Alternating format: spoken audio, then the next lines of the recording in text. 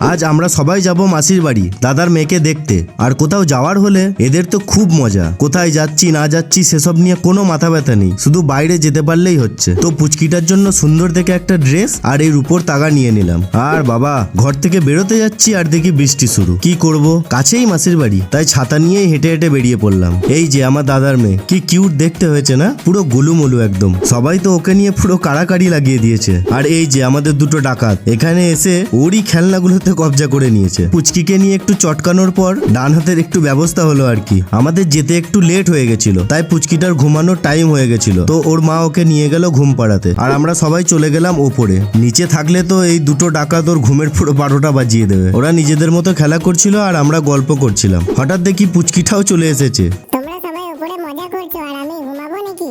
বাবা, আজ ওর সব বোনেরা এসেছে তাই ঘুম হয়। তারপর পুচকির সাথে অনেকক্ষণ খেলা করে সবাই মিলে গল্প করতে করতে প্রায় অনেক রাত হয়ে গেছিল। তো পুচকিকে টাটা করে সবাই বেরিয়ে পড়লাম বাড়ির উদ্দেশ্যে। ব্লগ ভালো লেগে থাকলে লাইক শেয়ার ফলো করে যাবেন। দেখা হচ্ছে পরের ব্লগে।